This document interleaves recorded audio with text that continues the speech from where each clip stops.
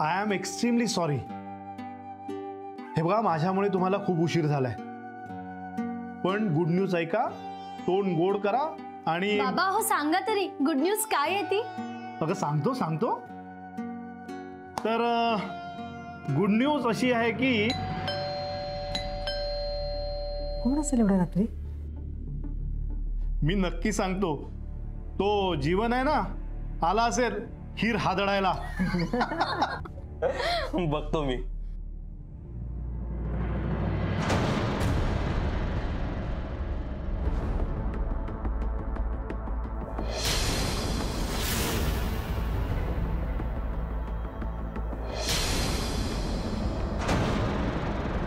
Yes, Dinesh Inamdar मीच।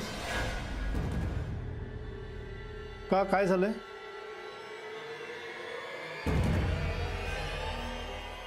काय झालं? आमच्या बरोबर पोलीस स्टेशनला चला, तिथे काय ते सगळं समजेल।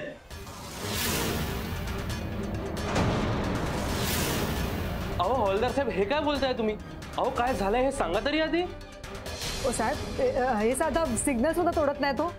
तुम्ही कोण? मी यांची बायको आहे। अहो मॅडम, तुमच्या नवऱ्याने नीतिमत्तेचे सिग्नल तोडलेत। तिच्या वयाच्या पोरीबरोबर कारमध्ये विनयभंग केलाय।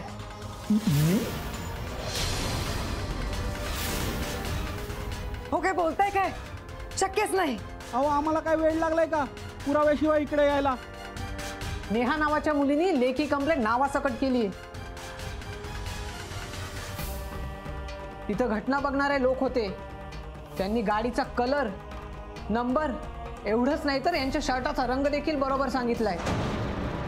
हे बघा हवालदार साहेब, मी त्या मुलीला फक्त लिफ्ट दिली आणि जे काय सांगायचं आहे ना तुम्हाला पोलीस स्टेशनला सांगा, मला सांगून काही उपयोग नाही त्याचा। चला।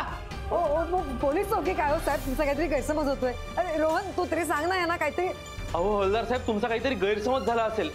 अहो तो दुसराच कोणीतरी असेल। अहो तुम्ही मध्ये पडू नका, नाही तर तुम्हाला पण आतमध्ये टाकेन। ओ साहेब ऐका ना, पाहिजे तर मी तुमच्या बरोबर येते, पण यांना Savita please please please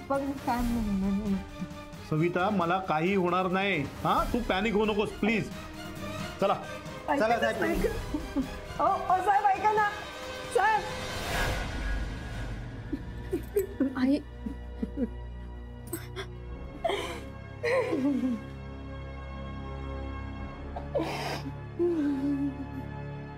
hello जीवन काका, बाबांना पोलीस घेऊन गेले। इन्स्पेक्टर साहेब, मी असं काहीही केलेलं नाही। मी एक जबाबदार आणि सभ्य प्राध्यापक आहे। मग काय ती मुलगी खोटं बोलते? कुठे आहे ती मुलगी?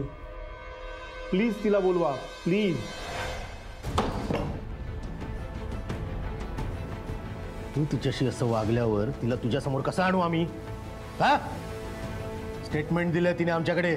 हो, खोटं बोलते ती। खरं खोटं काय ना ते कळेल लवकरच, समजलं? कामदे आत घ्यायला।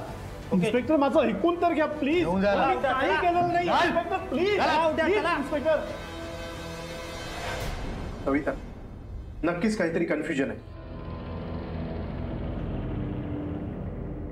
मी आत्ताच पोलीस स्टेशनला जातो, दिनेशशी आणि इन्स्पेक्टर साहेबांशी बोलतो। दिनेश निर्दोष आहे, माझं मन सांगतंय मला। ती नेहा खोटं बोलतीये।